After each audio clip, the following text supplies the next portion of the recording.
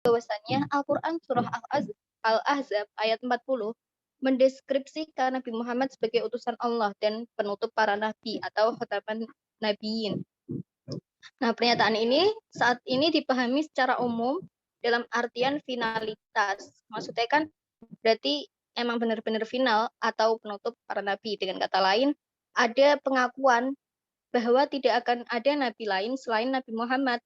Namun, fakta bahwa gerakan kenabian dalam Islam itu telah bangkit kembali dan menunjukkan bahwa kata khatam atau penutup itu dipahami secara berbeda. Tidak hanya sebagai indikasi finalitas kenabian Nabi Muhammad, tetapi juga konfirmasi atas kesinambungan dengan nabi-nabi sebelumnya. Nah, hal ini itu dikonfirmasi oleh As-Suyuti terhadap Al-Quran dalam kitab Ad-Dur Al-Mansur fit Tafsir Al-Mansur yang menguak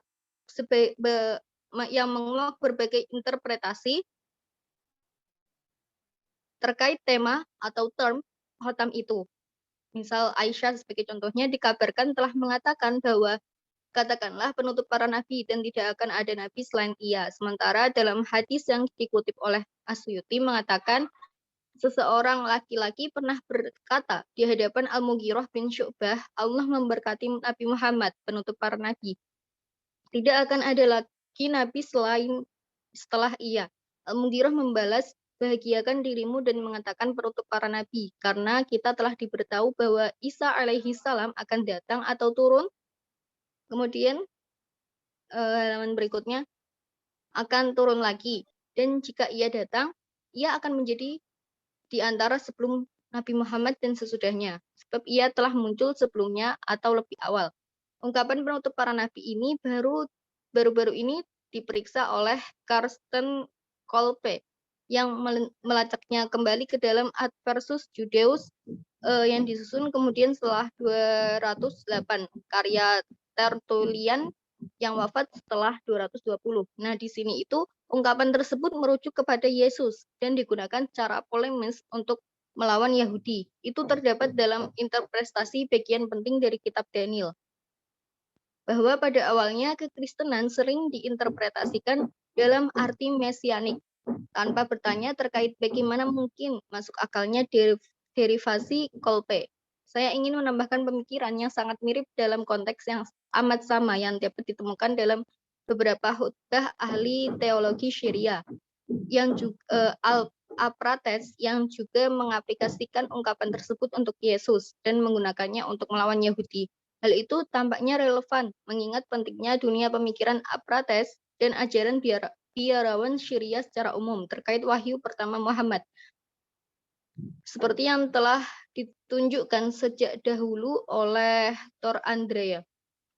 Jadi Aprates itu menganggap Musa dan Yesus sebagai dua nabi terbesar. Pemahaman tentang kenabian terdapat dalam Al-Quran di mana Musa ditampilkan sebagai pemimpin dari keturunan Bani Israel dan Yesus itu pemimpin dari keturunan umat Kristen atau Nasoro. Secara cukup khas, Aprates juga mengungkapkan tipologi penafsiran dari Perjanjian Lama yang mana para nabi sebelumnya menggambarkan dan tidak hanya meramalkan kehidupan Yesus. Al-Quran menginterpretasikan tradisi sejarah Kristen Yahudi tentang para nabi dengan cara yang sama, tapi juga sehubungan dengan Muhammad. Next, Kak. Berikut ini saya ingin fokus pada bagian kedua dari ayat kenabian, yang mana sampai saat ini sebagian besar telah diabaikan oleh para ulama atau cendekiawan, khususnya pada konsep kenabian atau nabi. Nah, secara ayat apa yang secara langsung jelas bahwa dalam Al-Quran, surah Al-Ahzab ayat 40, kedudukan nabi berdekatan dengan konsep lain yang juga diterapkan untuk Nabi Muhammad, yaitu istilah utusan atau rasul. Nah, jadi di sini tuh ada dua term, yaitu utusan dan nabi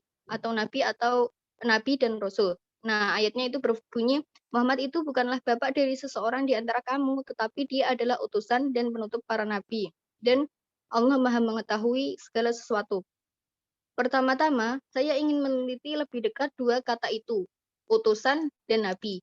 Sekarang kedua kata itu digunakan untuk menyebut Nabi Muhammad, sering tanpa perbedaan makna yang terlihat. Terjemahan Al-Quran dalam bahasa Jerman oleh Al-Khawri Misalnya, pada satu tempat bahkan menerjemahkan Rasul sebagai nabi.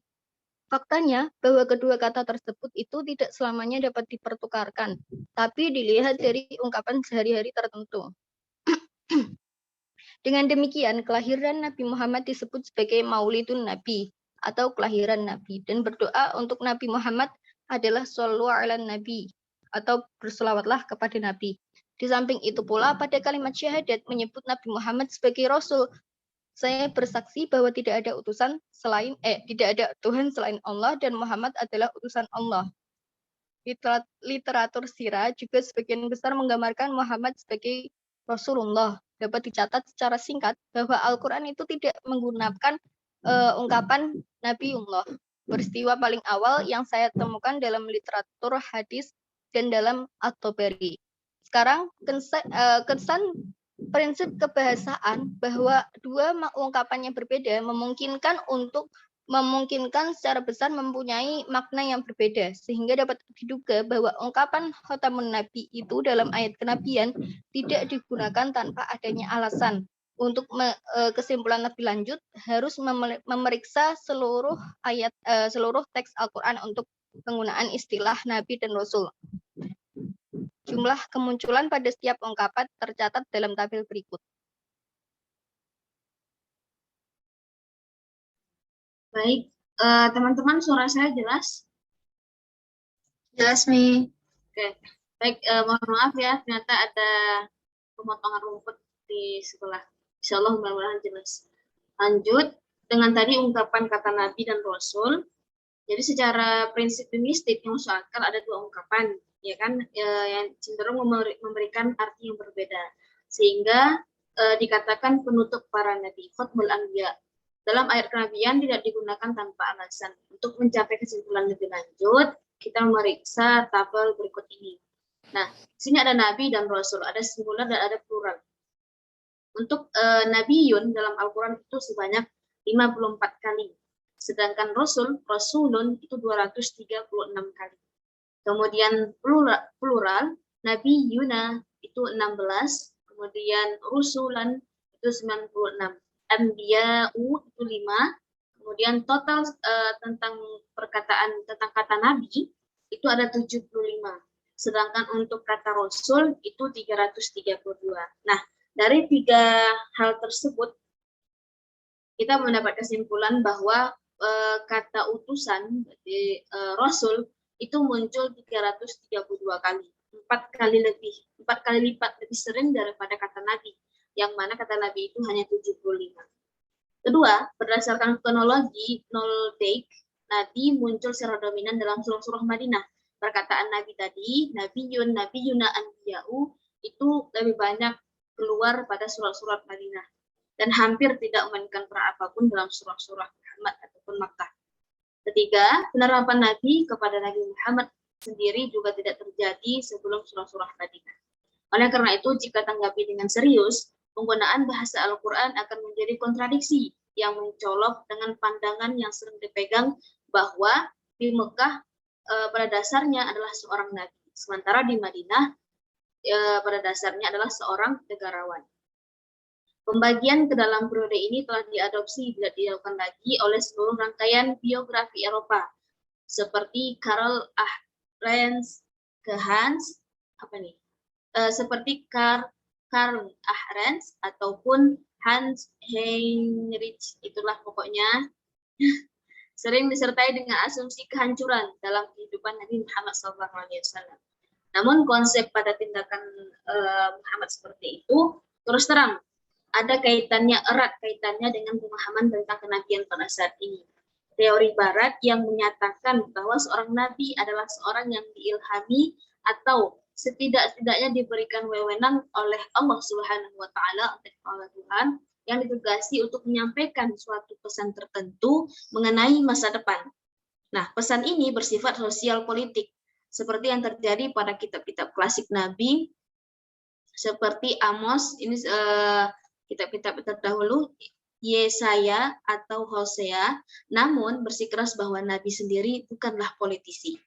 Pakar Alkitab yang bernama Walter Zimmerli telah menarik perhatian terhadap hal ini, seperti yang dia katakan kesalahan yang menentukan dari pihak Muhammad. Di sini bahasa Perancis, saya bacakan artinya. Kesalahan Muhammad terdiri dari ini, yaitu ketika kekuasaan ditawarkan kepadanya, dia tidak tetap menjadi nabi. Itu dari pendapat dari Walter Zimmerling.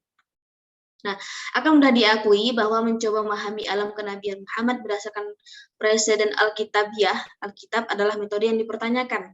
Namun, sama meragukannya untuk dibuat penggunaan pemahaman kenabian yang tidak kritis yang dikemukakan oleh penulis biografi Muslim Muhammad. Sejak Sirah Ibn Ishaq, misalnya, didasarkan pada konsep yang pasti tentang seperti apa seharusnya seorang nabi dan tentu saja kehidupan Nabi Muhammad, karena itu harus diambil. Karena itu harus digunakan dengan sangat hati-hati. Dengan kehati-hatian ini menganalisis pengertian Al-Quran tentang kenabian.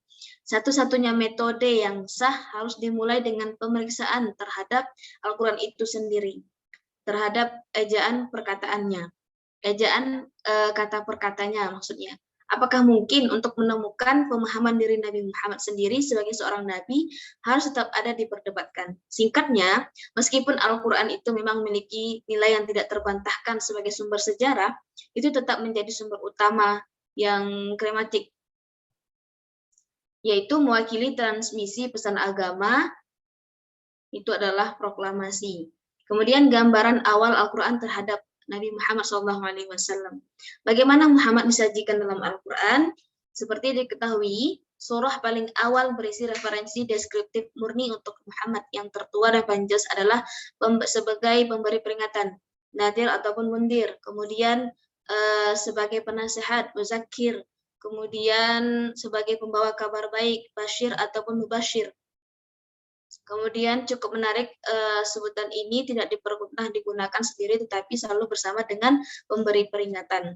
Selain itu juga ada kata Rasul, utusan, digunakan 2 kali bersama-sama dengan Mubin, Rasul Mubin, yang berarti tidak ambigu, jelas dimengerti. Jika dilihat dalam konteks kejelasan, tugas Nabi Muhammad dijelaskan dalam ungkapan-ungkapan ini. Berbagai penyataan Al-Quran yang membedakannya dari kategori lain memperoleh makna baru. Muhammad dikatakan bukan seorang penyair, syair, juga belum dirasuki oleh roh dan jin. Dengan kata lain, majnun, majid. Seperti yang dikatakan penyair. Dalam di sini ada Qurannya. Apakah kita akan meninggalkan dewa-dewa kita demi seorang penyair yang kerasukan? Dia juga bukan seorang penyihir. Atau salah satu dari peramal Arab kuno, atau Ghanin. Ringkasannya dari pernyataan-pernyataan yang membedakan ini mengungkapkan 2 hal. Yang pertama, itu bahwa mereka mencakup seluruh jajaran kuno kegembiraan Arab, yang dimana definisikan oleh ekspresi mapan yang terkait dengan lembaga keagamaan atau sosial tertentu. Ini dengan hal pasti tidak benar untuk istilah memberi peringatan, dan mungkin juga tidak benar juga untuk membawa pesan. Nah, yang kedua, cara berbicara mereka, kaul mereka. Ekstensi ini digunakan jelas rumit dan dalam arti tertentu berseni. Para penyair qasidah bersifat metrik dan penuh dengan gambaran ataupun metafora sejauh mungkin dilihat dari sedikitnya bukti yang tersedia. Hal ini juga berlaku untuk prosa ataupun berirama ataupun peramal. Berbeda dengan pidato Nabi Muhammad SAW yang digambarkan sebagai jelas penyampaiannya. Kemudian dilanjutkan Saudari Nurul Faizah, apakah sudah tersambung? Cek, ada suaranya nggak? Ada, insya Allah. Baik, lanjutkan. Bismillahirrahmanirrahim. Lanjut, sebuah kompilasi sistematis dari semua imperatif dan larangan Al-Quran telah digambarkan yang disampaikan kepada Muhammad oleh Allah. Mengungkapkan sifat yang berdasarkan isi, mengungkapkan sifat tunggal tindakan Muhammad di Makkah dalam fokus lebih jelas. Dua kategori dapat disusun berdasarkan isi. Di satu sisi ada perintah yang mendefinisikan tugas-tugas umum Muhammad, digambarkan dengan istilah yang sesuai dengan definisi yang dikutip di atas, seperti Warner dan menasihati, bangkitlah dan peringatkan. Demikian diumumkan kepada mereka sebuah kabar baik tentang hukuman yang sangat menyakitkan. fabashirhum bi'adzabin alim, atau hanya perintah untuk mengingatkan para pendengarnya. Semua imperatif ini mendefinisikan tugas Muhammad sebagai seorang pengkhotbah penyesalan untuk kotanya atau orang. Di sisi lain, bagaimanapun juga kelompok ganti rugi yang merujuk pada Muhammad sebagai pribadi dan hubungannya dengan Allah. Ini menuntut kebajikan tertentu dari dia, seperti sabar, keteguhan atau kesabaran, atau tawakal, iman kepada Allah, atau meminta dia untuk menyerahkan segala sesuatu kepada Allah.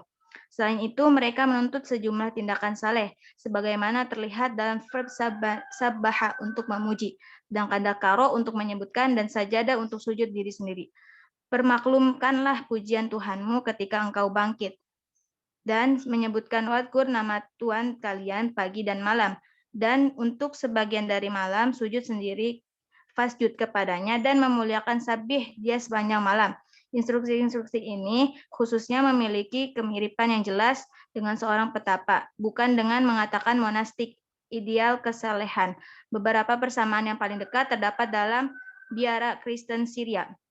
Jika seorang mencari sifat Muhammad atas dasar surah Makkah awal, itu akan menjadi pendeta penyangkalan diri petapa.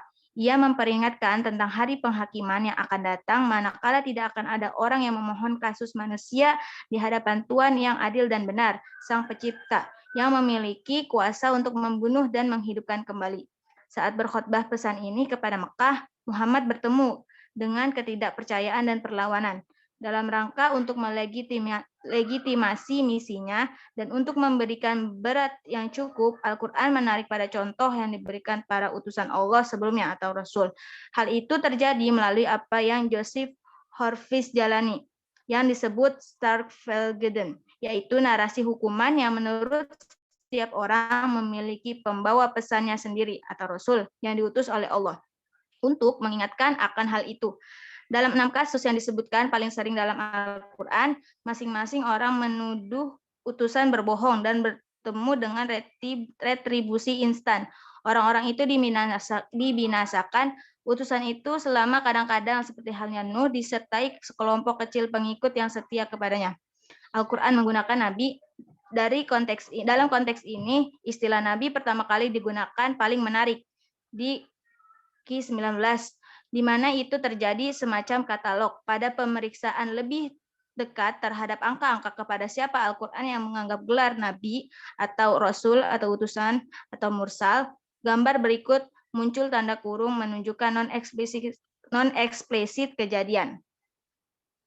Nah, seperti yang dilihat di tabel, semua angka yang digambarkan sebagai nafok berasal dari tradisi Yudo-Kristen dan telah dengan tepat digambarkan oleh Aaron Jan Wenstick sebagai orang suci dalam Alkitab. Ini untuk tradisi Judeo-Kristen, tidak demikian secara umum berlaku bagi para utusan. Jumlah mereka jauh lebih sedikit. Survei itu juga menunjukkan bahwa aturan yang sering diulangi dari Ibu Jari, tidak semua nabi adalah rasul, tetapi setiap rasul adalah nabi, tidaklah tegas. Sebuah upaya untuk menemukan karakteristik dari dua kelompok berdasarkan murni pada Al-Quran mengungkapkan sejumlah fitur umum untuk kedua nabi dan utusan, seperti kitab suci, mukjizat, dan inspirasi. Tidak mungkin bisa membedakan antara rasul dan nabinya dengan ciri-ciri ini, meskipun telah dikirim ke orang-orang tertentu. Di sisi lain merupakan ciri konstan Rasul, hal itu tidak mungkin benar sehubungan dengan para nabi, apalagi karena berbeda dengan para utusan itu. Mereka sebagian ditentukan oleh silsilah mereka, yaitu mereka semua berasal dari garis keturunan tertentu atau dzurriyyah. Dengan ini kita memiliki karakteristik penting untuk beberapa nabi bernama dalam Al-Quran, yaitu telah dipilih oleh Allah. Ini memiliki efek signifikan terhadap pemujaan Muhammad dalam Islam sebagai yang terpilih, Al-Mustafa pada Al-Mukhtar. Berikut ini umum menunjukkan siapa Al-Quran menggambarkan sebagai telah dipilih. Selanjutnya yang dijelaskan oleh Monica. Selanjutnya, tadi kan dikatakan berikut ini umum menunjukkan siapa Al-Quran menggambarkan sebagai yang telah dipilih gitu. Nah, di dalam tabel ini kan ada nama Istofa, Ijtaba, Ikhtaroh. Nah, bisa dilihat ya, ada nama-nama nabi atau orang-orang terpilih gitu ya. Kemudian yang terpilih, tanda kutip yang terpilih mencangkup mencakup hampir semua tokoh yang mendapat gelar nabi. Secara signifikan mereka itu tergolong ke dalam 3 kelompok, yaitu keluarga Abraham, Bani Israel, dan juga keluarga Imran yang sesuai dengan para leluhur Yahudi atau Yahudi pramozaik itu tergolong ke keluarga Abraham. Kemudian Yahudi mozaik itu masuk ke golongan Bani Israel, dan Yahudi pasca mozaik bersama-sama dengan Kristen dan Yahudi Kristen itu masuk ke dalam golongan Al-Imran. Nah, karena itu milik orang-orang pilihan ini merupakan atribut penting dari para nabi dan keluarga mereka sebagaimana disebut dalam Al-Qur'an. Nah, para nabi Al-Qur'an semuanya menunjukkan satu karakteristik lebih lanjut. Masing-masing dari mereka yang 3 kelompok tadi itu telah memberikan janji atau misak yang diterima oleh Allah, dan dengan demikian telah menghasilkan kontrak atau perjanjian. Nah, perjanjian seperti itu tidak terbatas pada para nabi saja gitu, akan tetapi mencakup semua orang-orang pilihan yang disebutkan di atas.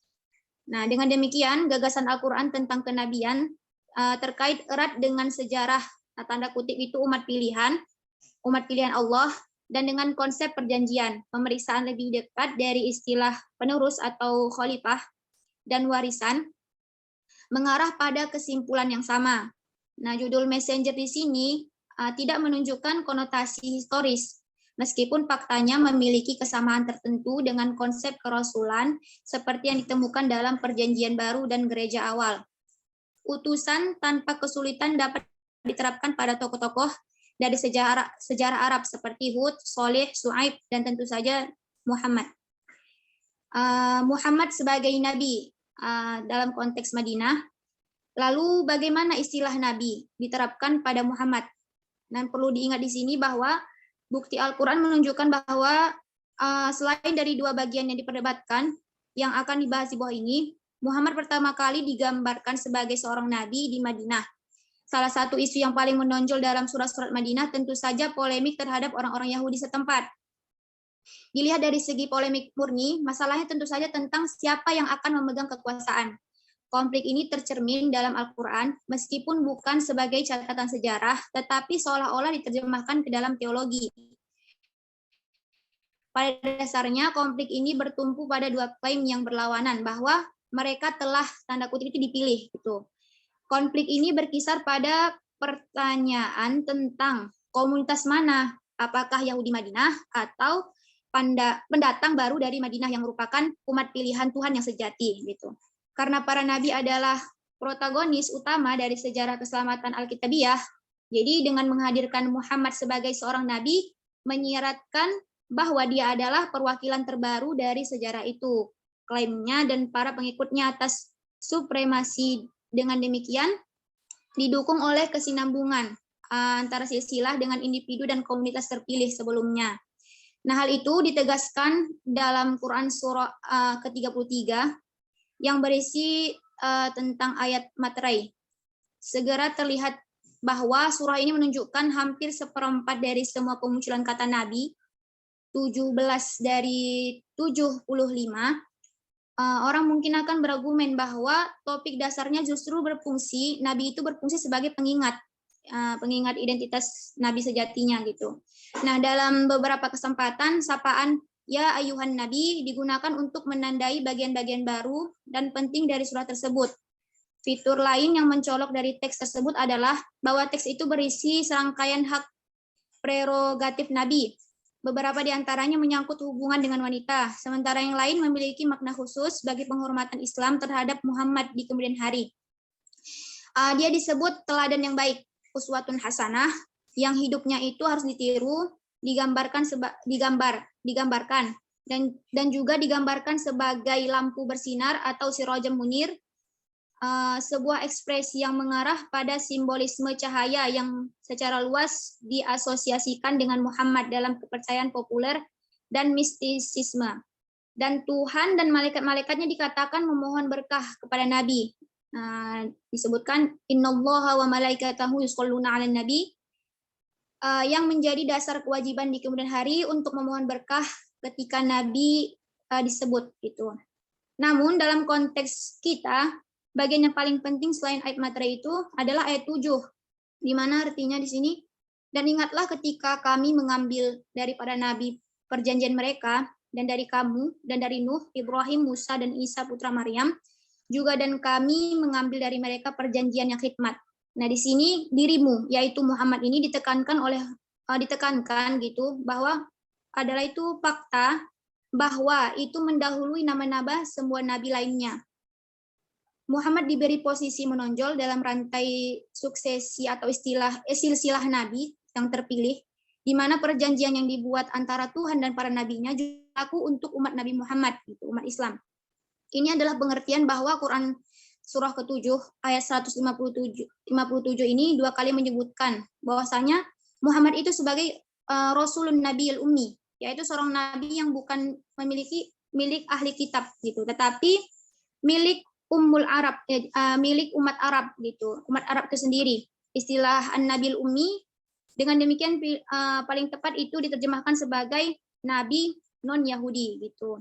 Nah, menurut Quran surah ke-7 ini, orang Yahudi dan Kristen itu dapat menemukan nabi ini disebut dalam Taurat dan Injil. Saya akan kembali ke bagian yang relevan lebih lanjut, akan tetapi ini mungkin perkataan penulis ya.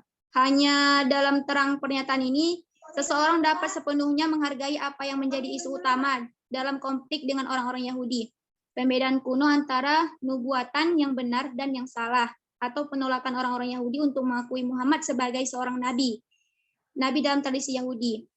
Seperti dicatat Johann Baumann dalam apa yang sebagian merupakan pengembangan dari karya Wensik yang terkenal, Muhammad and the Jordan de Medina. Baumann memberikan 2 alasan untuk ini. Alasannya itu akan dijelaskan oleh Nurin Nisa Arizmi.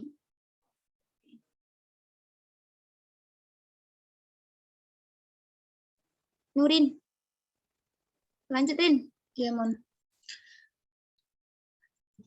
Menurut tradisi Yahudi, para nabi tidak mencari kekuasaan politik. Fakta bahwa Muhammad melakukannya memberikan bukti bahwa dia bukan seorang nabi. Dan para nabi tidak dipimpin oleh keinginan hawa nafsu mereka, seperti Muhammad. Poin terakhir ini terkait erat dengan poligami Muhammad, terutama dengan pernikahannya dengan Zainab binti Jahaz. Menurut sejarawan Muslim, Zainab pertama kali menikah dengan putra angkat Muhammad, Zaid bin Harith. Ibnu Sa'ad dalam karya biografinya menceritakan bahwa Muhammad pernah berusaha mengunjungi Zaid di rumah, tetapi tidak menemukannya dan bertemu dengan Zainab. Dari pertemuan ini, sebuah hubungan berkembang. Hubungan Muhammad dan Zainab. Orang mungkin mengira cerita itu akan mengikuti jalan yang mirip dengan kisah Daud dan Batsyeba, yang akrab dari perjanjian lama. Tetapi perkiraan orang-orang itu salah, karena sejauh yang dapat diketahui dari pengetahuan tentang hukum Arab kuno, putra angkat Muhammad, yaitu Zaid, menduduki status yang sama sebagai anak kandung. Oleh karena itu, tidak dapat menikahi istri Zaid.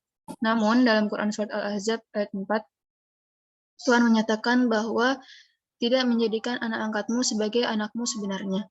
Maka dari itu, seseorang dapat membaca ini sebagai pengumuman mengenai pembahasan ekstensif dalam Quran Surat Al-Ahzab ayat 37-40.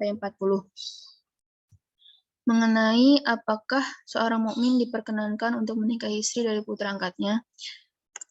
Sebuah bagian yang mengarah pada ayat penutup, yaitu terjemah dari Quran Surat Al-Ahzab ayat 37-40, dan ingatlah ketika engkau Muhammad berkata kepada orang yang telah diberi nikmat oleh Allah, dan engkau juga telah memberi nikmat kepadanya, pertahankanlah terus istrimu dan bertakwalah kepada Allah, sedang engkau menyembunyikan di dalam hatimu apa yang akan dinyatakan oleh Allah, dan engkau takut kepada manusia, padahal Allah lebih berhak engkau takuti.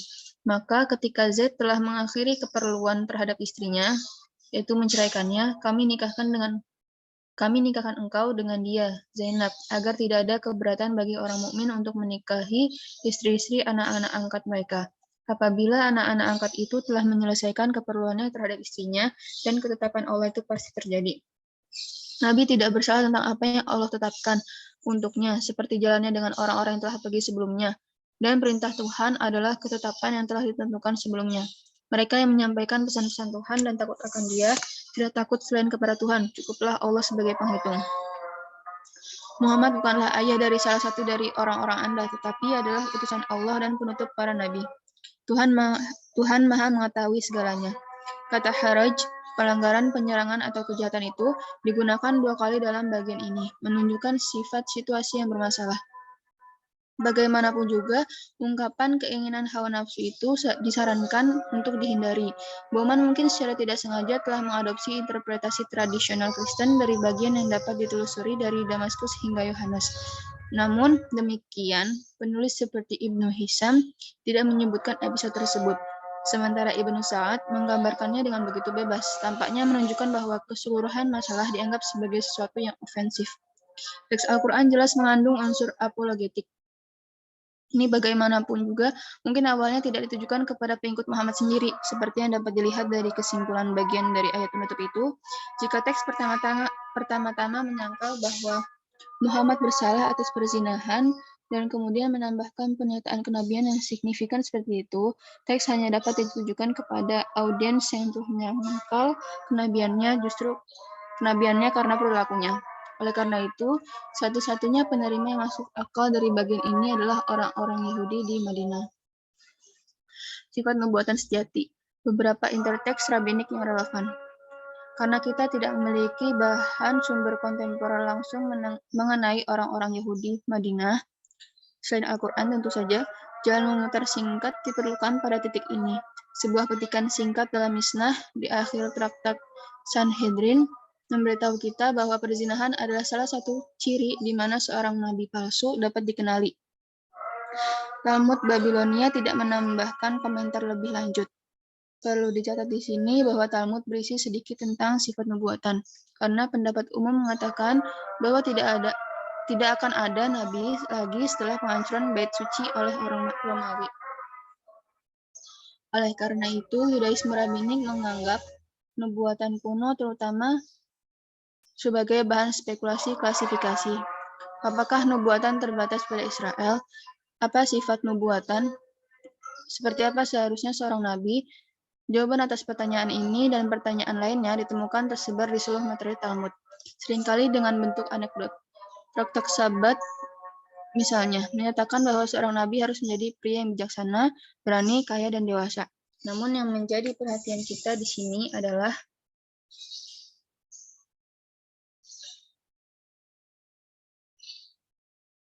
pertanyaan yang sangat berbeda tentang seperti apa seharusnya seorang nabi menurut ajaran Yahudi, yaitu apa yang sama sekali dilarang untuk dilakukan oleh nabi. Uraian paling rinci tentang nabi Yahudi yang ideal dapat ditemukan di kemudian hari dalam The Guide of the Dalalat al-Hairin oleh filsuf agama terkenal Moses Maimonides, yang juga menulis salah satu komentar paling penting tentang Misnah. Maimonides menjelaskan ciri-ciri yang mencirikan nabi sejati dan nabi palsu. Ia juga menyatakan bahwa seorang nabi sejati akan meninggalkan keinginan jasmani, yaitu keinginan hawa nafsu, dan menahannya dalam penghinaan. Ini adalah langkah pertama yang harus diambil oleh mereka yang mencari kebenaran dan oleh para nabi pada umumnya. Apakah etika Maimonides dan khususnya antipatinya terhadap tubuh manusia lebih banyak berkaitan dengan tradisi Aristotelian daripada Yudaisme tradisional? Bukanlah masalah utama di sini. Yang penting adalah dia melengkapi argumennya dengan contoh penting dari Perjanjian Lama. Kasus 2 nabi palsu yaitu Ahab dan Zedekia yang menurut Yeremia berzina dengan istri-istri tetangga mereka dan mengucapkan kata-kata dusta atas namaku yang tidak aku perintahkan kepada mereka, tanpa mengabaikan bahaya yang melekat dalam mendasarkan argumen saya pada sebuah karya yang ditulis jauh lebih lambat dari Al-Quran. Kutipan Alkitabiah yang digunakan oleh Maimonides tentu sudah dikenal sejak lama. Dengan demikian, paling tidak mungkin Quran Surat Al-Ahzab ayat 37-40 ini mencoba untuk menyangkal tuduhan Yahudi bahwa Muhammad harus dilihat sebagai nabi palsu karena dia telah melakukan perzinahan. Wensing dan Bauman menyebutkan aspek lebih lanjut, yaitu bahwa tradisi Yahudi melarang para nabi mencari kekuasaan. Namun pandangan ini tidak didasarkan pada sumber-sumber Yahudi asli, tetapi sebagian besar pada pernyataan yang dikaitkan dengan orang-orang Yahudi oleh sejarawan Arab awal. Jika seorang berkonsultasi dengan sumber-sumber Yahudi, masalah tersebut muncul dalam sudut pandang yang berbeda. Di sini apa yang penting bagi nubuatan sejati adalah bahwa nubuatan dipahami sebagai fenomena yang terbatas pada Israel. Ini juga bagaimana Ibnu Ishaq menjelaskan hal-hal ketika dia melaporkan lawan-lawan Yahudi. Muhammad mengatakan tidak ada ramalan atau nubuah di antara orang-orang Arab, tetapi Tuanmu yaitu Muhammad adalah seorang raja. Dengan kata lain, Muhammad karena asal Arabnya non-Yahudi sama sekali tidak terkait dengan tradisi nubuatan khusus Yahudi. At-Tabari dalam bagian yang lebih menarik membalikkan penekanannya sesaat sebelum percakapannya yang akan dilanjutkan oleh Melinda Istiqomah. Baik, saya yang akan menghentikan Melinda Istiqomah. Karena Melinda Istiqomah. Faizah, Ya. eh, Oh, ada. Isti, Oh, ya dah. Iya. Apa-apa. Isti izin matikan kamera ya. Selanjutnya penutup untuk Islam. Abu Sufyan, pemimpin musuh Mekah Muhammad, dilaporkan telah berkata kepada paman Muhammad Al-Abbas, kekuatan keponakanmu Mulk telah menjadi besar. Di mana Al-Abbas menjawab, hati-hati, itu adalah kenabian nubuah. Daripada menampilkan kenabian sebagai sesuatu yang tidak sesuai dengan pelaksanaan kekuasaan, di sini Abu Sufyan dibuat untuk memahami bahwa ia dihadapkan dengan jenis kekuasaan tertentu, yaitu otoritas yang melekat dalam kenabian yang benar.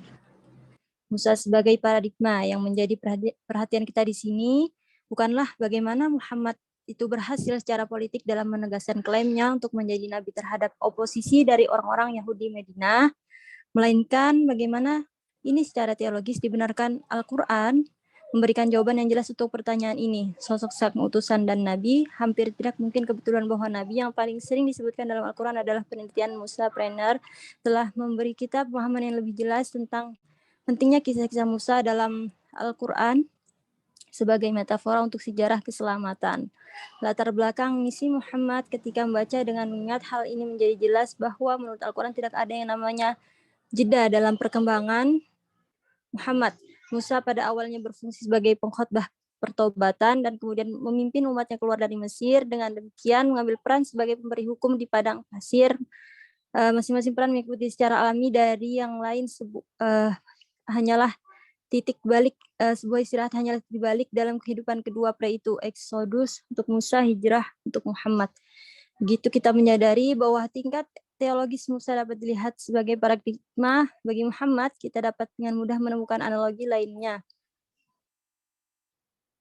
Salah satu contoh yang sangat signifikan adalah dekat Al-Quran 5 yang memberikan sejumlah gambaran di sini kata al-yauma, hari ini muncul beberapa kali yang paling penting dalam pernyataan berikut. Dari hari ini saya telah menyempurnakan agamamu untukmu, selesaikan rahmat kepadamu, dan Islam yang disetujui sebagai dalam analisisnya tentang kisah-kisah Musa dalam Al-Quran telah menunjukkan secara rinci bagaimana mereka berfungsi sebagai media narasi untuk mengartikulasikan posisi dan fungsi Muhammad sendiri agama bagimu. Ini mengacu pada hari apa Noldek dan Sequelny menganggap itu adalah hari di tahun terakhir kehidupan Nabi dengan sedikit lebih banyak kebenaran. Erwin Graf menganggapnya sebagai tanggal lama setelah hijrah ketika Muhammad masih berusaha untuk memenangkan orang-orang Yahudi, dan karena itu pada berusaha keras untuk menunjukkan kepada mereka bahwa dia akrab dan setuju dengan hukum mereka, namun dengan pendekatan yang berbeda dan mungkin lebih bermanfaat, misalnya oleh Hedwig Hirschfeld yang telah menunjukkan sifat deuteronomistik dari bagian ini. Apa yang dia maksudnya ini? Dalam kitab Ulangan, Musa memulai pidato agungnya yang menyatakan 10 perintah dengan kata-kata, dengarlah hai Israel, ketetapan dan keputusan yang kusampaikan di telingamu pada hari ini. Sepanjang pidatonya sebagai macam pembaruan perjanjian berakhir di Horeb. Hari ini diulangi dan lagi, tampaknya bagi saya awal dari konsensus 5 adalah bagian dari pidato perjanjian yang serupa, juga disinggung oleh Quran. Lihat di atas, sebuah perjanjian semacam ini bukanlah peristiwa sejarah, melainkan bagian dari sejarah keselamatan. Itu harus dilihat sebagai tanggal karismatik, dan dengan demikian tidak dapat diberi tanggal dengan ketetapan sejarah. Saran Hirschfeld, meskipun pada pandangan pertama hanyalah nilai negatif, namun membantu dalam cara yang sangat berbeda hari ini. Deuteronomis dianggap mengedit buku-buku lama untuk menyelaraskannya dengan konsep penebusan tertentu, di mana para nabi memainkan peran penting sebagai pewarta satu Tuhan. Di inilah gagasan tentang kekerasan yang diderita oleh para nabi pertama kali disajikan. Sebuah ide yang kemudian diambil oleh Quran Kitab Ulangan juga berisi bagian yang sangat penting tentang peramal dari semua jenis dan tentang nabi benar dan palsu. Dan bab yang sama juga melaporkan proklamasi Musa kepada anak-anak Israel. Tuhan Allahmu akan membangkitkan bagimu seorang nabi dari tengah-tengahmu, dari saudara-saudaramu seperti aku padanya, kamu akan mendengarkan. Yang telah dikutip di atas berbicara tentang apa yang disebutkan Nabi kafir An-Nabi Al-Ummi dan menyatakan bahwa Alkitab dapat menemukannya disebutkan dalam Taurat dan Injil. Bukan tidak mungkin bahwa ini memang referensi polemik untuk bagian dari Ulangan seperti yang selalu diperintahkan oleh para pembela Muslim selalu dipertahankan. Secara ringkas, penggambaran Al-Quran tentang Muhammad kenabian dicirikan oleh asosiasi tipologis dengan sosok Musa. Cara Musa digambarkan berutang banyak kepada Yudaisme dan Kristen Yahudi. Sosok Musa membenarkan gagasan Muhammad tentang teokrasi untuk matang, takut akan Tuhan, dan ikuti utusannya.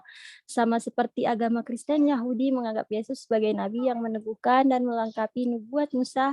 Al-Quran menang Muhammad telah menyelesaikan perjalanan Musa. Akibatnya dalam pengertian ini, ungkapan materai para nabi terutama harus dipahami.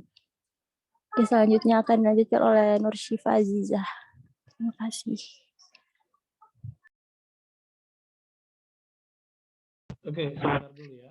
Nah, ini karena temanya sudah ganti. Sebentar.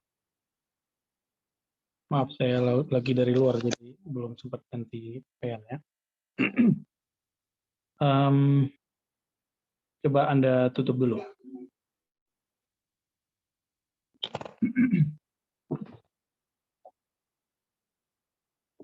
Tadi halaman berapa?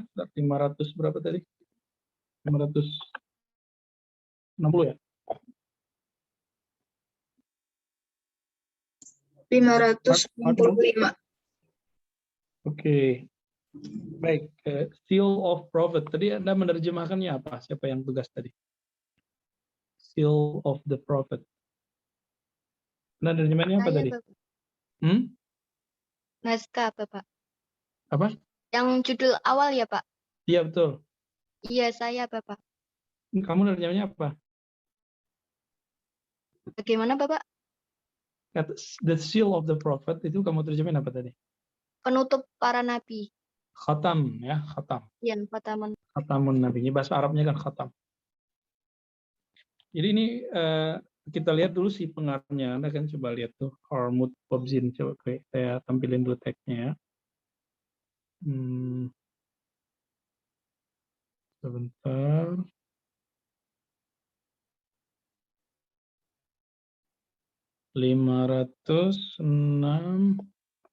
Berapa?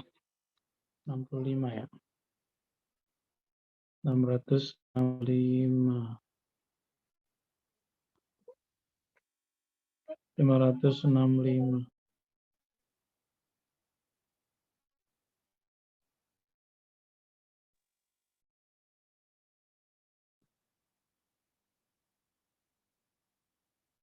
Oke, ini ya.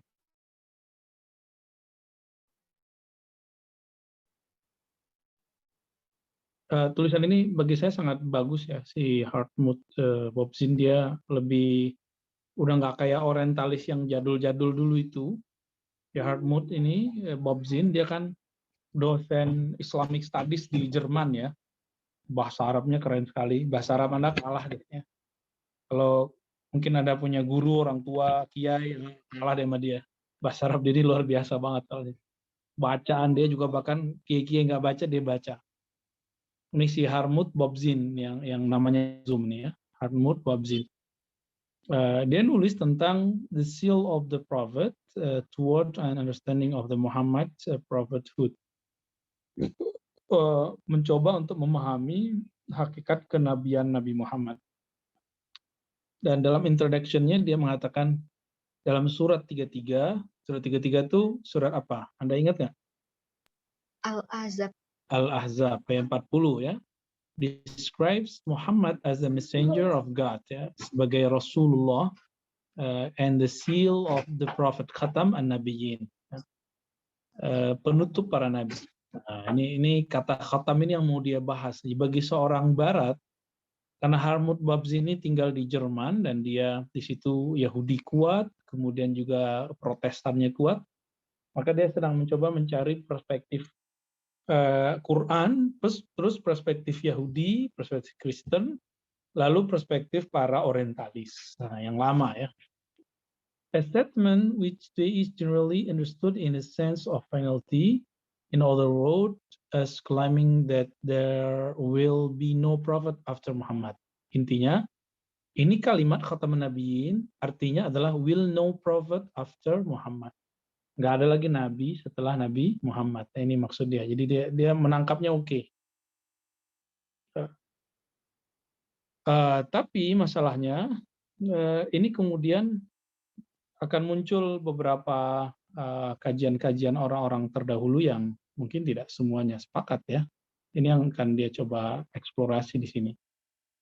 Coba dia lihat bacaan dia. This is confirmed by an examination of the Suyuti ya, Imam Suyuti yang wafatnya kalau Masehinya 1505, itu mengomentari ayat Quran dalam kitab Tafsir bil Ma'thurnya yang berjudul Durrul Mansur, Tafsir bil Ma'thur ya. Reveal a variety of the interpretation of the theme seal ya. Berdasarkan seal itu diambil riwayat Aisyah. Is report to have said yang melaporkan satu kata yang disebut oleh beliau makna khatam. Say khatam, seal of a prophet, not there will be no prophet after him. Nah, tapi ini riwayat ini dhaif ya. Katakan khatamun nabiyyin, tapi jangan bilang la nabiyya ba'di. Ini riwayat kalau saya teliti riwayatnya syadz. Riwayatnya tidak bisa dipakai, tapi itu dinukil oleh Imam Suyuti sekedar untuk menunjukkan bahwa ada loh riwayat begini gitu. Oke, jadi versi riwayat yang dinukil Imam Suyuti ini, kalau kita kan lah Nabi Ba'di, khatamun nabiyyin itu nggak ada lagi nabi setelah beliau. Nah, tapi ada satu riwayat seperti ini. Padahal hadis-hadis yang sahih la Nabi Ba'di ya. Nabi sering mengatakan lah tidak ada nabi setelahku. Okay, the expression seal of the prophet has recently been examined by Kirsten Kolb ya. Dia dulu pernah membahas tentang hal ini. Pendek cerita, nah kita nggak usah dengerin mereka ini. Yang menarik tadi si Wensing ya. Wensing ini dia nggak percaya Nabi Muhammad. Anda harus tahu Wensing itu siapa. Wensing itu kalau Anda punya ayah atau kakek, dulu kakek kita sebelum ada Google, belum ada aplikasi hadis, itu mereka kalau merujuk hadis bukan ke Sahih Bukhari, Muslim, tapi baca kitab Al-Mu'jam Al-Mufahras. Itu pemimpin proyek penulisannya si Wensing yang di bawah nih. Wensing namanya nih, orang Belanda ya. Si Wensing ini walaupun dia habiskan umurnya meneliti hadis, dia juga meneliti Quran, but he unbelief, dia tidak pernah percaya tentang kenabian Nabi Muhammad. Itu masalah dia. Bahkan dia sendiri mengatakan Nabi Muhammad itu berselingkuh gitu, itu versi dia. Nanti teks-teks ini menunjukkan ada kisah mengenai Nabi Muhammad SAW menikahi putri dari anak angkatnya. Anda masih ingat tadi ya ada kisahnya itu. Nah itu bagi si bagi si Wensing itu masalah besar. Masa dia nikahin anak istri dari anak angkatnya? Berarti dia nafsu banget gitu. Nah, dan ini dibantah oleh si Helmut Bobzin ini. Oke, saya tutup aja. Dibantah baik. Jadi saya ngelihat dia punya itikat yang baik dalam membahas ini. Bagi dia si Wensing ini terlalu agresif ketika mentafsir, memahami teks. Padahal si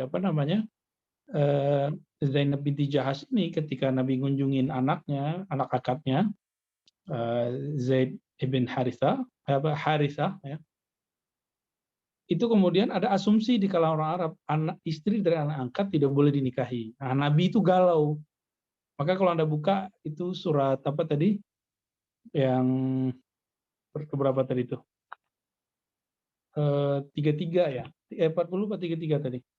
33. Ya, ayat 40 berapa tadi itu? Al-Ahzab ayat 37.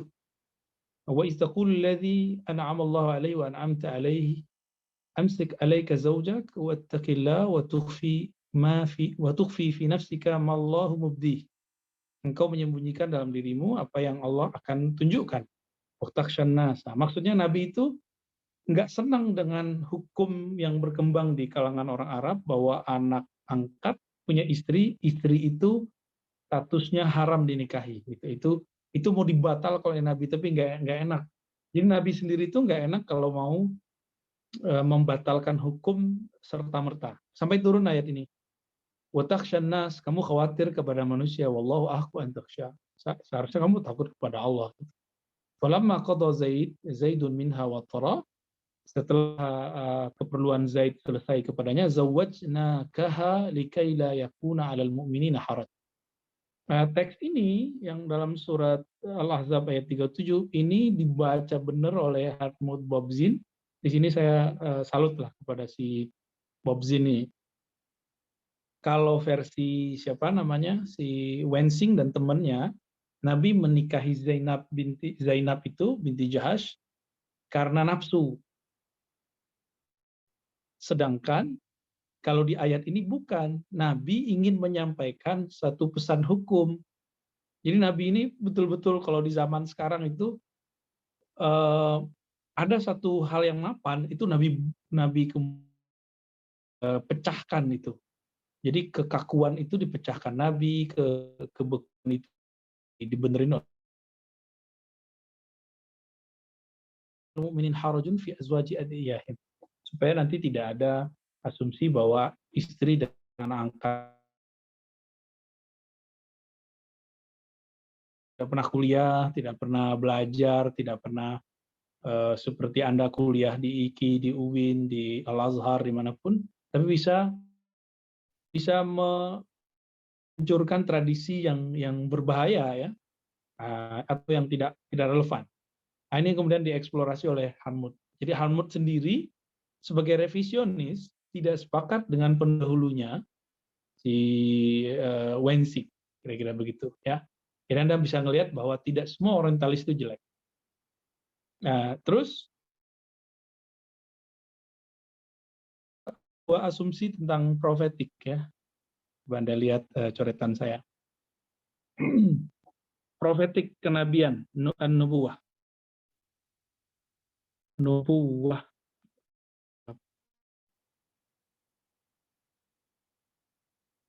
Nah, nubuwah.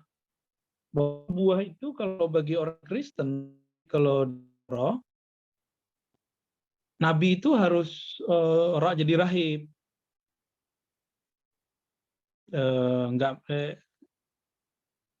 No nikah ya, nggak ada nikah, pergi tertarik sama perempuan gitu, nggak ada tuh. Bagi mereka sosok Nabi Isa itu adalah sosok sempurna yang tidak menikah, tidak nafsu sama lawan jenis. Ini versi Nasrani dan Yahudi, al-Yahud ya. Kalau Yahud menganggap bahwa Nabi itu ya manusia, human gitu, manusia biasa. Dia nikah ya, dia beranak, dia juga punya mungkin kekeliruan. Bahkan dalam perjanjian lama itu ada kisah Nabi Daud yang tertarik dengan istri putranya gitu. Putranya kita nggak tahu itu putranya apa gitu. Nah, jadi ada perbedaan. Lalu si Bobzin ingin mengatakan bahwa nubuatnya Nabi Muhammad itu lebih identik dengan kenubuatan Yahudi daripada Nasrani. Kira-kira begitu. Oke, kira-kira begitu. Ya, lanjut kelompok berikut.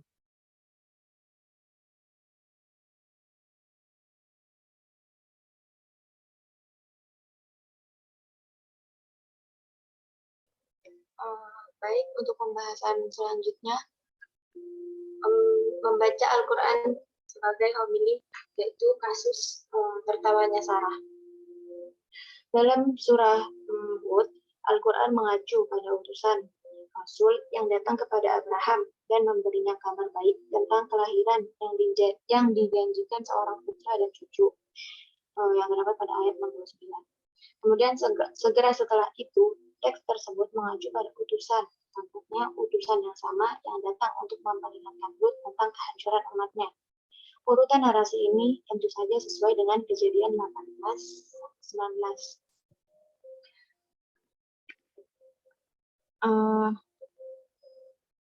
Namun kualitas narasinya sangat berbeda dalam Al-Quran.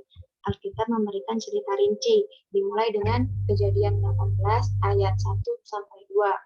Yang berbunyi, Tuhan menampakkan diri kepada Abraham dekat pohon-pohon keramat tempat ibadat di Mamre.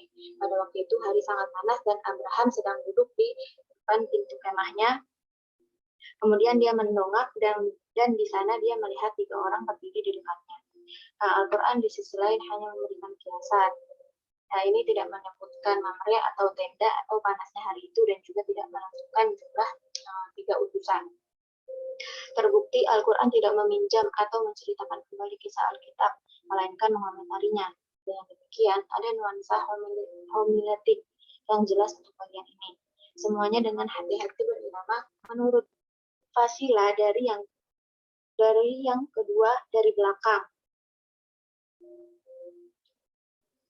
Hal ini terganggu pada beberapa kesempatan dengan pengingat yang baik, seperti pada ayat 73 ketika para utusan bertanya, para malaikat berkata, apakah kamu merasa heran tentang ketetapan Allah? Itu adalah rahmat Allah dan keberkatannya dicurahkan atas kamu, hai ahlul bait. Sesungguhnya Allah Maha Terpuji lagi Maha Pemurah. Nah, bahkan substansi cerita tampaknya dirubah oleh tujuan homiletik penulis. Dalam Kejadian 19 ayat 26, ada referensi singkat untuk istri Lut berubah menjadi tiang garam yang tampaknya itu sebagai hukuman atas keputusannya untuk melihat kembali kehancuran Sodom dan Gomora. Jadi ketika Yesus berusaha untuk memperingatkan para hadirin bahwa pada hari penghakiman, siapapun yang mencoba untuk melestarikan hidupnya akan kehilangan itu. Yang terdapat pada Lukas 17 ayat 33. Ia berseru, ingat istri Lut. Lukas 17 ayat 32. Namun dalam Quran surat Hud ayat 81, kematian istri Lut sudah diprediksi oleh para utusan. Itu sudah ditakdirkan. Pesannya jelas, kehendak Tuhan tidak dapat dihindari.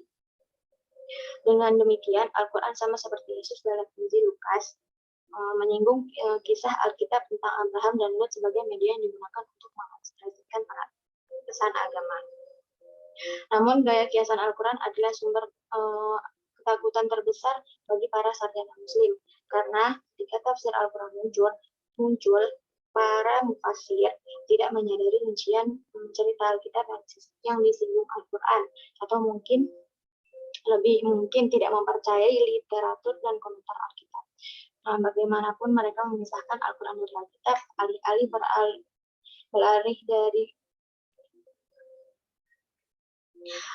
beralih ke literatur Alkitab untuk rincian cerita pembunuhan. Mufassirin berusaha untuk menemukan rincian tersebut dengan mengekstrapolasi referensi dalam Al-Quran. Hal ini terbukti sangat menggagalkan dalam satu hal detail aneh di bagian ini, yang menyebutkan istri Abraham tertawa dalam Al-Quran surat Hud ayat 71. Nah, kebetulan jika kualitas homiletik Al-Quran bermasalah bagi para penafsir abad pertengahan, itu bisa sangat membantu para sarjana kritis saat ini. Karena jika Al-Quran adalah homili, dalam hal ini, homili pada narasi Alkitab itu berada dalam hubungan yang kompetitif dengan Alkitab atau teks lain yang mungkin berkomentar. Sebaliknya, kedua teks menjadi teman terbaik, dan di mana yang satu membantu satu lainnya.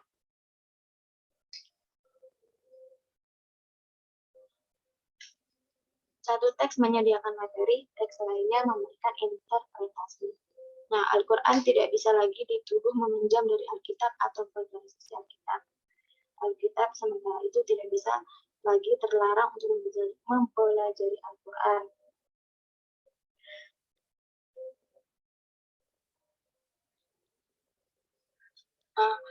Kemudian selanjutnya yang akan disampaikan oleh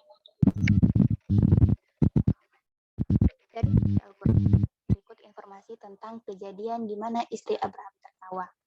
Para tamu yang jumlahnya tak tentu datang kepada Abraham dengan memberikan kabar baik. Abraham bergegas untuk membawakan mereka anak sapi panggang. Jadi menyuguhkan anak sapi panggang ya. Dan mereka sentuh. Nah, penolakan keramat tamahannya membuat Abraham takut. Tetapi para tamu meyakinkannya dengan pernyataan bahwa mereka telah mengirim kepada orang banyak.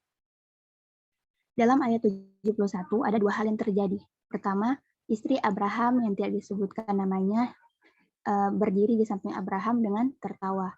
Kedua, banyak suara yang mengumumkan, setelah itu kami mengumumkan kepadanya kabar baik Ishak, dan setelah Ishak dari Yakub. Istri Abraham tampaknya tidak senang dengan berita itu. Dia kesal dan takut karenanya, dia kesal atau takut karenanya, dan mengatakan kata ya wailata, yang dimaksud bahwa dia dan suaminya itu sudah tua. Dia menggambarkan masalah ini dengan sebagai ajib, yang mana kalau diterjemahkan oleh Yusuf Ali dan Syakir sebagai luar biasa. Tetapi kalau diterjemahkan oleh Pichal dan Fahri, itu aneh. Akhirnya setelah keheranan Abraham berlalu dan dia juga menerima kabar baik, dia berdebat dengan Tuhan tentang nasib banyak orang. Kisah tentang para tamu Abraham diulangi di dalam Quran 51 ayat 24 sampai 34. Dan di sini para tamunya itu disebutkan dalam ayat ke-24 sebagai tamu-tamu Abraham.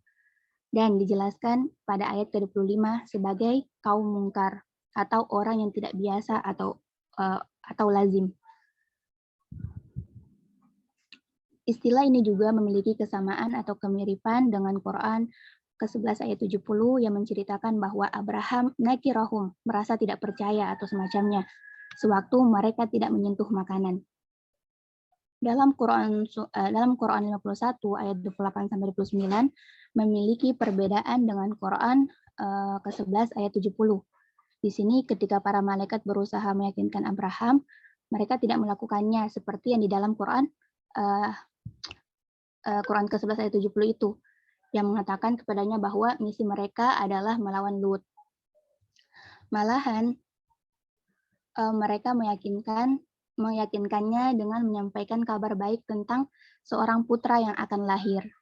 Mendengar ini, istri Abraham putus asa dan keluar dengan suara melengking, firasatin, memukul dahinya dan meneriakan ajuzun akimun, tua dan mandul.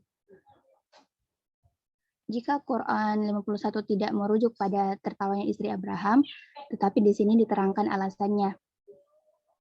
Dengan hal ini diterangkan juga peran dan tugas yang diberikan Al-Quran kepada istri Ibrahim dalam cerita yang cukup jelas untuk mengungkapkan keterkejutan dan ketidakpercayaan pada keajaiban yang dijanjikan. Jadi istri Ibrahim ini tidak percaya ya bahwa beliau akan bisa punya anak. Baik itu dijelaskan dengan kata menjerit, memukul dahinya, tertawa, atau mengatakan bahwa dia dan suaminya itu sudah. Jadi ada perbedaan-perbedaan penafsiran di situ. Akan tetapi kebanyakan mufasir tidak sampai pada kesimpulan ini. Faktanya, mereka sangat tidak yakin tentang sindiran terhadap tertawa istri Abraham, yang sekarang kita sebut dengan Sarah. Jadi istri Abraham itu namanya Sarah. Abraham meringkas penjelasan para mufasir mengenai tertawa Sarah sebagai Dievani, itu bahasa Jerman kalau nggak salah ya. Teman-teman bisa baca. Bahasa Jerman. Dia merujuk dalam bahasa yang salah untuk metode polyvalent mengenai pertanyaan ini. Misalnya yang ditafsirkan oleh At-Tabari yang memberikan 6 penjelasan yang berbeda yang saling berkaitan dan mengusulkan salah satunya sebagai lebih tepat tetapi tidak mengesampingkan yang lain.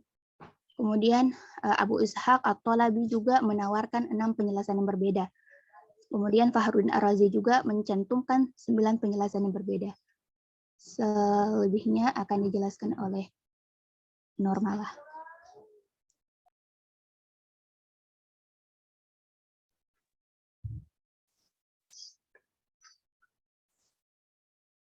Selanjutnya yaitu hilal yang bermanfaat. Dalam segala upaya yang mereka lakukan untuk memahami sindiran dan tawa yang dilakukan oleh Sarah, seketika mufassirun terganggu dengan beberapa bacaan teks yang tertuang dalam surat Hud ayat 71, yaitu membahas tentang sebuah fakta atau bari, yaitu menolak gagasan bahwasannya Sarah tertawa dikarenakan pengumuman mengenai interpretasi atau bari yang disampaikan oleh Ishaq, yaitu menyebut istilah takhir al-muqaddam sebagai pemahaman yang harus dipertahankan. Beberapa penafsiran yang disampaikan tersebut seolah-olah merupakan bagian dari trik kreatif yang sangat klasik dan sering sekali digunakan untuk memecahkan sebuah permasalahan. At-Tabari tidak meyakini bahwa setiap la adalah salah. Hal ini mengacu kepada pemahaman yang dimiliki oleh Al-Muqaddah bahwa sumber Al-Quran tidak hanya bersifat informatif, namun juga homiletik, sehingga menjadi bentuk kesusastraan yang sangat akurat. Istilah la juga dijelaskan dalam surah Hud bahwa seperti yang disebutkan di atas, mengikuti dengan skema sajak fasilah, maka dari itu, I atau U, kedua konsonan berbeda tepat di bagian belakang. Untuk alasan itulah, maka ayat ke-71 diakhiri dengan kata Yakub atau Yakub, yaitu tempat yang dituju oleh Abraham dan istrinya, sebagaimana dijelaskan dalam literatur Alkitab. Sebaliknya, dalam literatur Al-Quran, kata Yakub menunjukkan seorang anak laki-laki atau nabi. Sebaliknya, pernyataan lain tertulis dalam Ulam 13,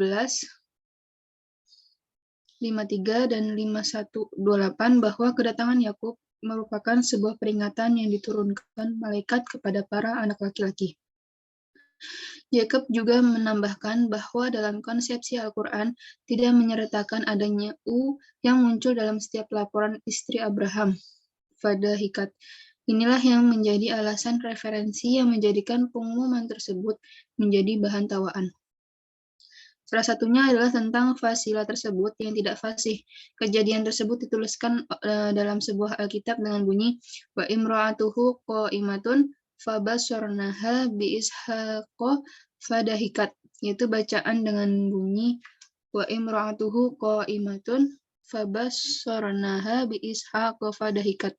Artinya, istrinya sedang berdiri dan kami mengumumkan kepadanya kabar baik dari Ishak.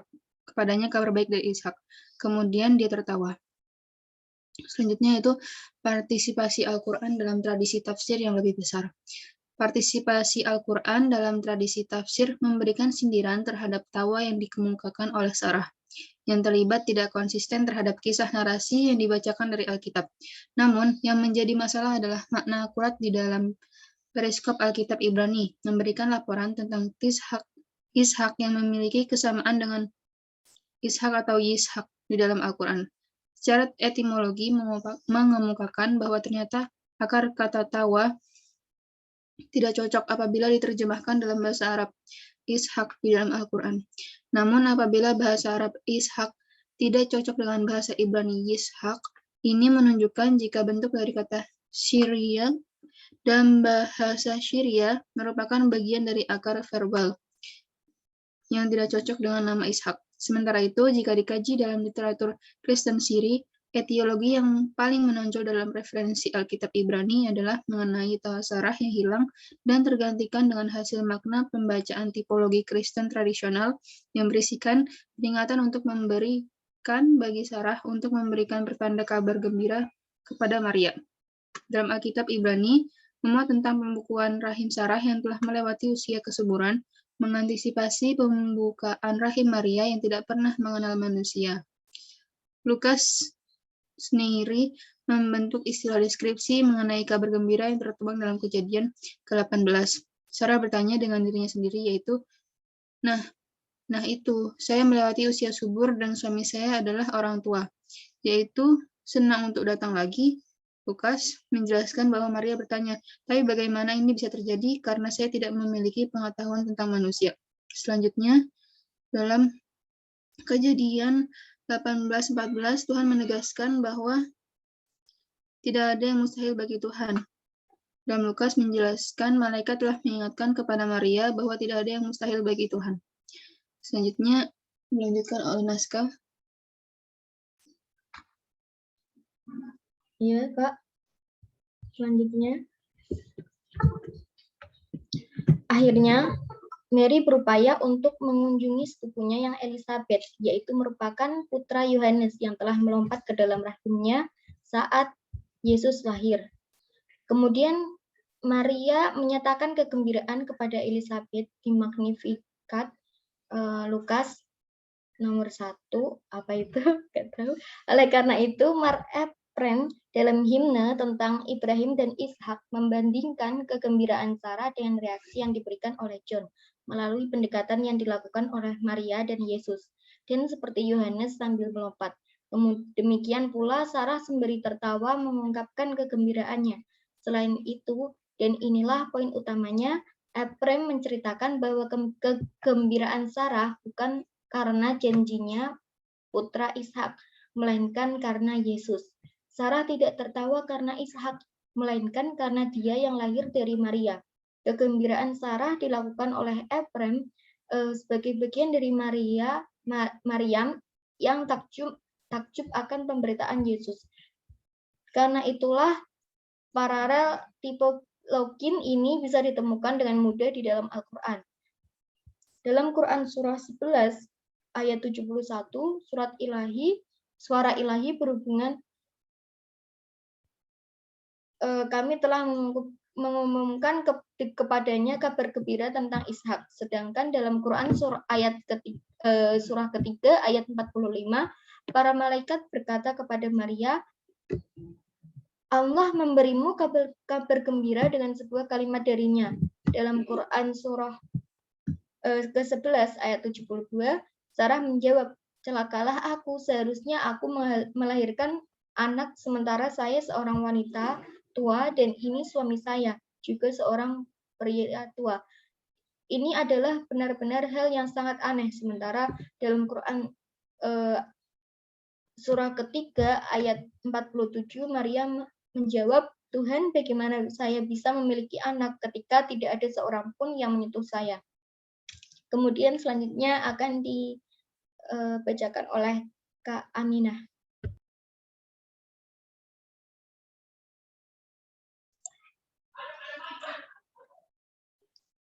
Maka ada alasan untuk percaya bahwa dalam referensinya kepada Sarah atau Al-Quran berpartisipasi dalam tradisi penafsiran, menonjol dalam pemikiran penulis Kristen dari Syria seperti Ephraim, menurut yang mana pemberitaan kepada Sarah terhubung dengan apa yang ada kepada Maria.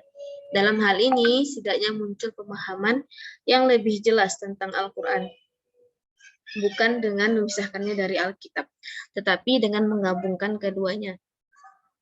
Sementara dalam Quran, malaikat berkata kepada Maryam, Innallaha yubashshiruki bikalimatin min. Allah memberikanmu kabar baik tentang sebuah kalimat firman darinya. Nah, Sarah menjawab, sungguh ajaib, mungkinkah aku akan melahirkan anak padahal aku sudah tua dan suamiku ini sudah sangat tua. Nah, ini ternyata kata yang terulang.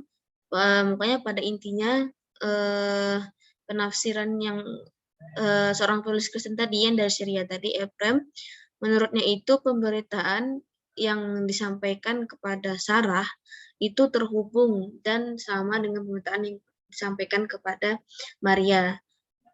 Jadi dalam hal ini setidaknya muncul pemahaman yang lebih jelas bahwa Al-Quran bukan dengan memisahkannya dari Alkitab, tetapi menyatukan keduanya. Berikut pemaparan dari kelompok kami. Jika ada kesalahan, saya mohon maaf. Ini dilanjutkan dengan diskusi atau bagaimana, Kak Aziza? Iya, mungkin ada penjelasan dari Bapak. Oke, baik. Saya stop ya, share-nya. Yuk, terima kasih Aminah. Ya. Oke. Apa namanya? Ini menarik juga ya.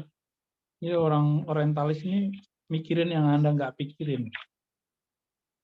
Bagi dia Sarah berteriak itu bagi dia menarik gitu ya. Bisa dia mengatakan Ba'li Syaikha, laki gua udah tua gitu ya. Itu surat Hud ya.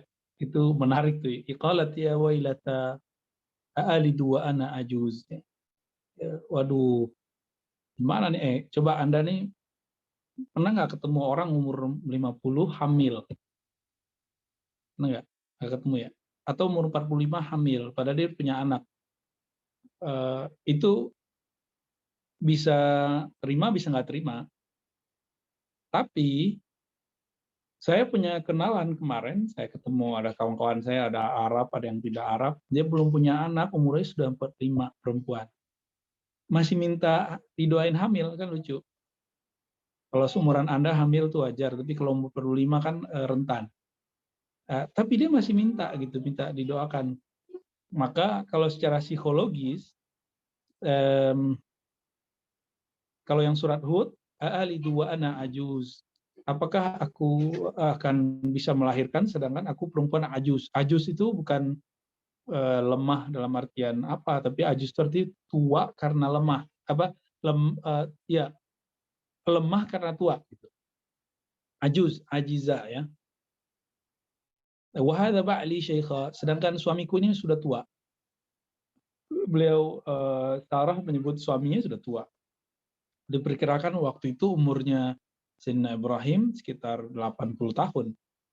80 tahun baru punya anak, kira-kira gimana tuh? Terus di ujung di ayat 72 itu inna hadza la syai'un ajib. Ini ajib sekali.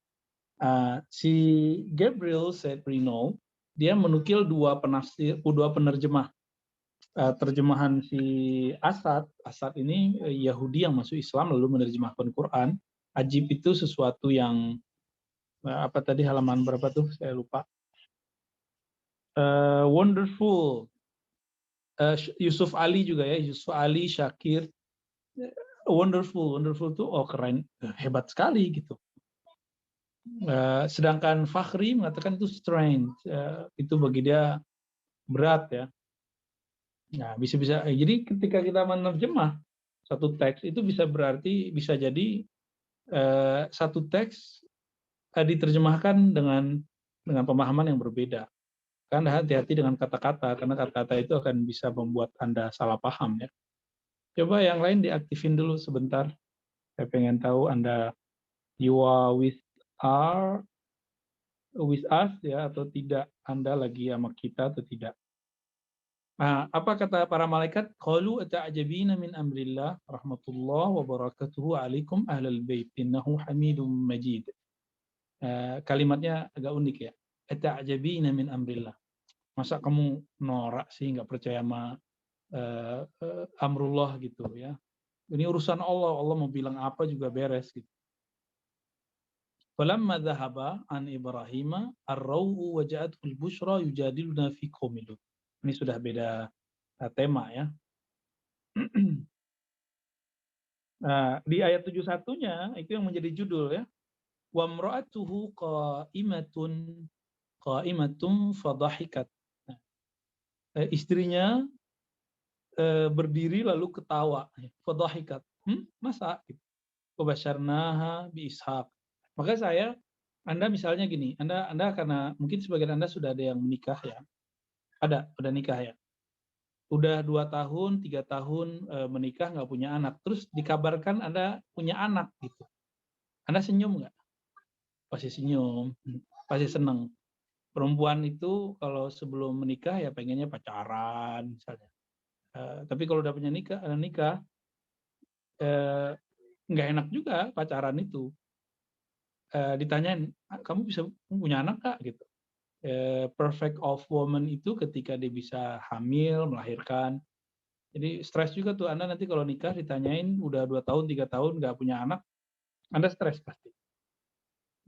Kecuali Anda orangnya cuek bebek ya, cuek ayam, cuek angsa, terserah deh. Si apa namanya, Sayyidatuna Sarah wa imra'atuhu qa'imatun fadhahikat. Nah, kata dhahikat itu menjadi judul daripada teks ini.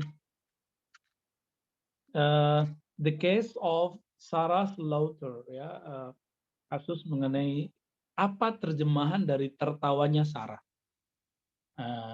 Di sini dia mencoba membandingkan antara terjemahan yang ada atau penafsiran yang ada dalam kitab mufassirin.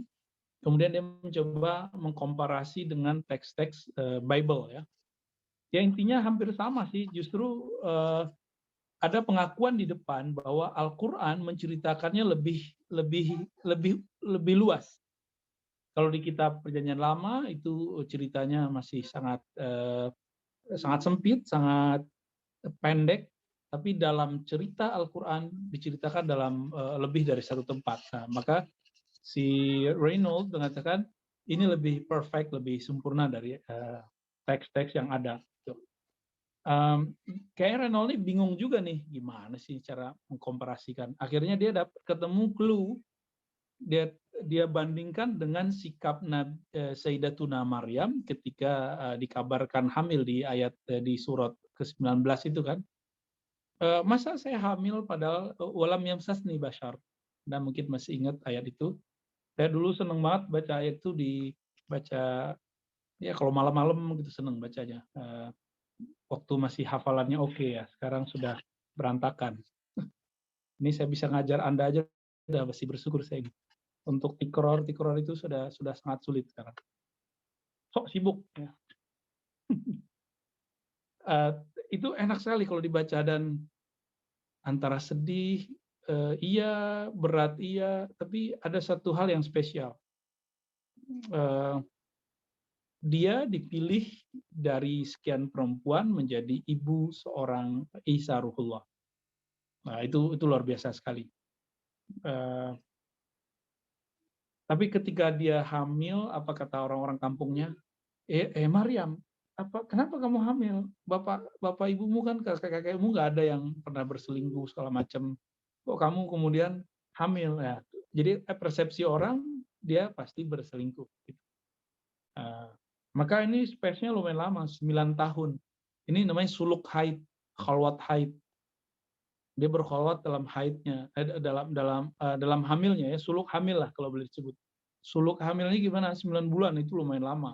Itulah suluk paling sempurna bagi perempuan pilihan di dunia. Ia di masa-masa tersebut dicaci maki, akhirnya kemudian harus beruzlah, berpindah. Yang tadinya dirawat oleh Zakaria, sekarang tidak ada yang ngerawat. Kalau di cerita Bible itu kan dinikahkan dengan Yusuf. Ini bukan Yusuf Nabi Yusuf, tapi Yusuf yang lain. Dibawa ke Mesir. Tapi kalau dalam Al-Quran kan nggak disebutkan. Hanya disebutkan makanan syarqiyah, tempat yang di timur. Kan gitu, tempat yang jauh di timur. Maka Maryam itu awalnya memang sangat menyedihkan juga. Sampai-sampai dia mengatakan, coba ya Allah seandainya aku kuntu nasyan mansiyya, gitu kan. Anda masih ingat ayat itu pasti. Coba kalau saya adalah makhluk yang terlupakan, tidak dikenal orang, tentu ini tidak jadi masalah. Jadi sebelumnya dia dikenal sebagai perempuan aktivis, perempuan rabbinik, atau apa istilahnya, perempuan rahib, nggak senang sama laki-laki. Kali Anda ada yang begitu. Saya baru aja ketemu ada perempuan nggak senang sama cowok, tapi nggak senang juga sama cewek. Bingung juga tuh ya, senangnya apa juga nggak jelas. Maryam seperti itu, dia nggak minat. Dia tahu ada syahwat, tapi dia tekan. Nah, itu Sayyidatuna Maryam. Ketika dia dikabarkan hamil, dikomparasilah oleh si Reynolds dengan teks Quran, bahwa mereka sama-sama merasa aneh. Bedanya, ini punya suami, suaminya tua, sedangkan yang itu nggak punya suami gitu. Tapi kok bisa terjadi? Nah, itu kira-kira message yang dikasih tahu. Dan di ujung saya suka dengan kalimatnya si Reynolds ya, bahwa Al-Quran itu joining the two together, ya, mencoba untuk menggabungkan dua itu secara bersamaan. Itu boleh disebut dia sangat objektif lah ketika membahas tentang kisah-kisah ini. Saya yakin Anda nggak akan tertarik loh bahas-bahas beginian. Padahal ini bisa jadi bahan skripsi, tesis. Kalau Anda nanti S2, ini bisa masuk sebenarnya. Mungkin ada beberapa poin, Sarah, Ismail, Ishak gitu ya. Itu menarik tuh kalau Anda nanti bisa eksplorasi. Satu aja bisa eksplorasi yang kira-kira nama itu berulang-ulang muncul di Quran, itu menarik. Oke, Gabriel ini termasuk orang yang, Gabriel Reynolds yang nulis artikel ini termasuk yang positif dalam menulis Al-Quran, jadi dia tidak seperti penulis-penulis lama yang boleh kita sebut revisionis lah. Dia mulai mencoba untuk membaca teks Muslim dengan pemahaman orang Islam itu sendiri. Oke, lebih kurang itu. Ada yang mau ditanyakan? Ayo, yang lain belum aktif nih. Pada tidur kali ya. Coba Anda aktifin sebentar, habis itu kita closing. Anda lagi ngorok atau lagi ngapain nih?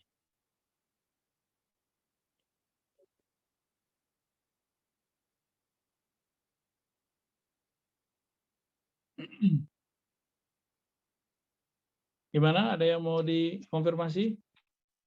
Wah, separuh Anda belum ngeliatin mukanya ya.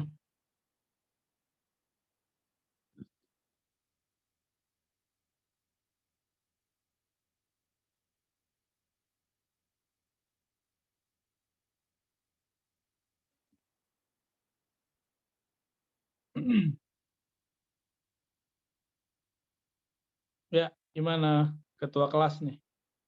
Gimana? Iza, Aziza? Iya Pak, kayaknya nggak ada yang mau ini ya nanya lagi. Emang nggak ada yang nanya kayaknya. Mungkin sudah Oh ada nih, Saya mau naskah. ini, Pak. Tadi Oke, silakan. Bapak kemarin kan waktu saya nyoba terjemahin terus istilah khatamun nabi itu ada yang bilang kalau khatamun nabi itu sebenarnya Nabi Isa, karena Nabi Isa itu kan sebelum Nabi Muhammad, tapi beliau kan diangkat kembali terus nanti diturunkan lagi. Nah itu bagaimana Gimana Bapak? cara memahaminya gitu? Gampang sekali. Yang Iya. turun nanti kan bukan Nabi Isa doang, ada Nabi Khidir, ada Nabi Ilyas, terus siapa dong yang khatamnya? Justru Nabi Isa itu nanti ketika turun ngikutin kaedah la Nabi Ba'di. Coba Anda lihat tulisan saya ya.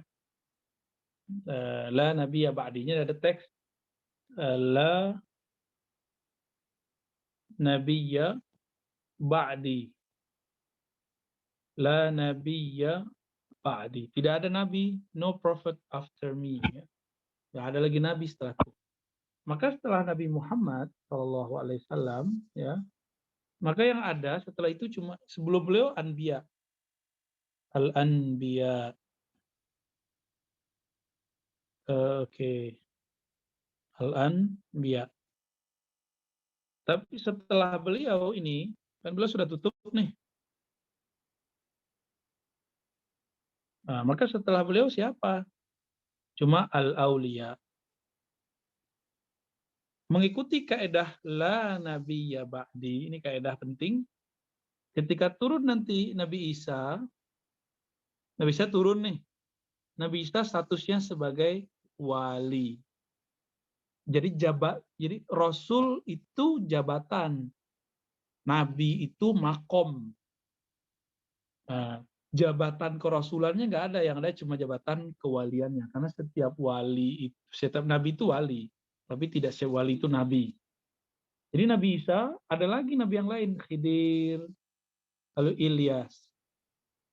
Nah, ini kalau orang bilang Nabi Isa ya dia kurang literatur karena yang turun nanti bukan satu ya, 3. Terus siapa yang jadi imam? Al-Mahdi. Kalau di hadis kita menemukan bahwa yang jadi imam Al-Mahdi. Kenapa? inilah kemuliaan Nabi Muhammad, umat Nabi Muhammad. Bahkan nabi-nabi terdahulu ketika turun itu menjadi makmumnya umatnya Nabi Muhammad. Karena status kewaliannya Nabi Isa itu bukan khatmul anbiya, tapi dia khatmul auliya gitu. Ya, khatmul auliya. Ini pembahasan ini ada di bab teologi, tapi lebih ramai dibahas oleh ahli tasawuf. Nah, ini pembahasan termasuk akhir zaman. Anda bisa ikutin kajian-kajian saya yang sudah direkam kawan-kawan di YouTube, tuh ada banyak ya. Jamaah al-Yutubiyah.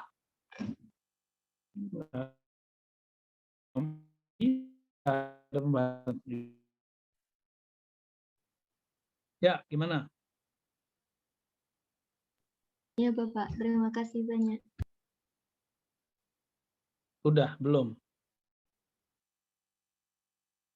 Gimana yang lain, ada yang mau ditanyakan lagi? Udah cukup? Lapar. Udah lapar? Oke. Ya udah. Kalau gitu, saya mau tanya, udah berapa kelompok lagi? Kalau kelas C 1 lagi, kalau kelas A dan B berapa ya? Hardi sama Eris. Udah berapa Halo? lagi? Mana ya? Siapa yang ketua kelasnya siapa? Kelas B Kelas Hardi. C ada 2 lagi, Kak. Oh, C 2 lagi. Kelas B. Kelas B. Oke. Kelas Oke. B, Ya Kak. sudah, nggak apa-apa. Berarti dipasin Selasa depan aja ya, digabungin aja. Pak, Oke. siap insyaallah. Nanti kita pas-pasin, Anda agak luangin waktunya. Ingetin saya juga nanti ya. Siap. Baik, teman-teman semua, barangkali itu yang bisa saya juga jelaskan. Yang penting Anda mau baca aja. Jadi tujuan saya cuma satu, you read gitu, kamu baca. Karena mahasiswa S1 sekarang cuma copy paste, sambil Google copy paste. Kalau Anda kayak tadi kan lumayan Anda baca. Terserah bacanya, dengerinnya sambil tidur. Karena saya nggak bisa cek Anda di sana ya. Bukan nabi soalnya, jadi nggak tahu alam gaib. Oke, saya cukupkan teman-teman. Yang hadir nggak nyampe 100, cuma 92. Itu jujur aja ya, siapa yang nggak datang Anda kasih tahu. Oke, nakhtatim bilhamdulillah, sallallahu alaihi wasallam Muhammad. Assalamualaikum warahmatullahi Waalaikumsalam warahmatullahi wabarakatuh. Terima kasih banyak, Pak.